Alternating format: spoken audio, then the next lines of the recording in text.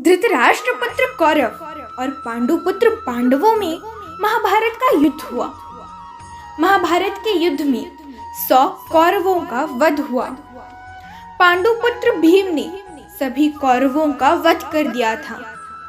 महाभारत युद्ध में भीम ने दुर्योधन के साथ साथ उसके 99 भाइयों का भी वध कर दिया था और पांडवों को विजय की प्राप्ति हुई थी।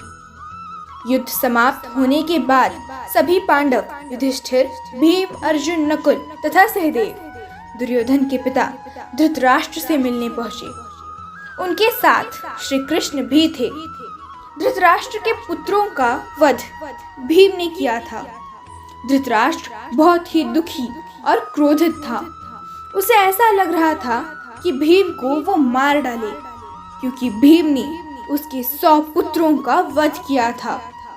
धृतराष्ट्र इतना क्रोधित था कि उसे अपने पुत्रों की गलतियां तक स्मरण नहीं थी। सिर्फ उसे ऐसा लग रहा था कि अगर भीम मेरे सामने आया तो मैं उसे मार डालूंगा।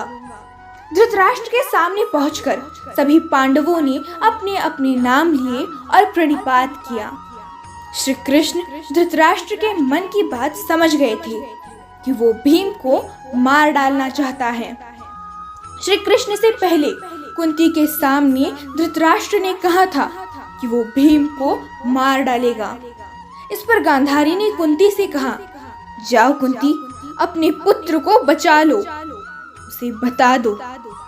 किंतु कुंती ने कहा, आज तक जो शक्ति मेरे पुत्रों का रक्षण करते आ रही है, वही शक्ति आज भी मेरे पुत्रों का रक्षण करेगी जीजी।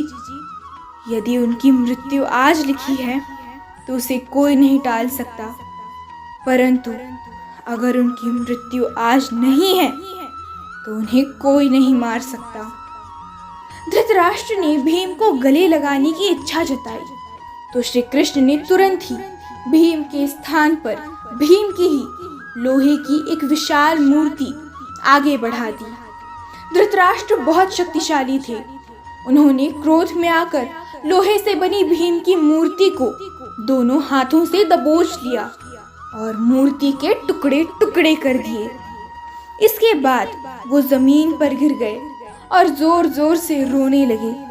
जब उनका क्रोध शांत हुआ तो उन्हें लगा कि भीम का वध हो गया, उसकी मृत्यु हो गई है, तो वो और जोर जोर से रोने लगे और कहने लगे, ये मैंने क्या किया, मुझे क्षमा कर दो भीम।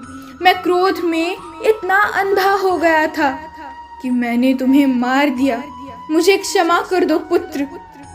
तब श्री कृष्ण ने कहा कि भीम जीवित है, आपने जिसे तोड़ा है वो तो भीम के आकार की मूर्ति थी ताचरी।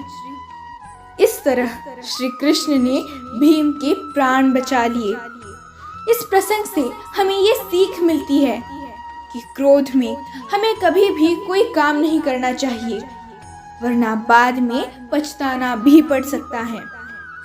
क्रोध मानव के लिए हानिकारक है। क्रोध कायरता का चिन्ह है। सनकी आदमी को क्रोध अधिक आता है। उसमें परिस्थितियों का बोझ झेलने का साहस और धैर्य नहीं होता।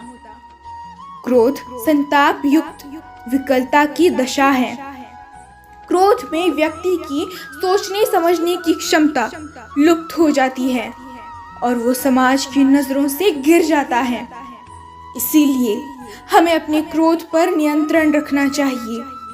जो काम प्रेम से हो वहां क्रोध क्यों करें। जय श्री कृष्ण।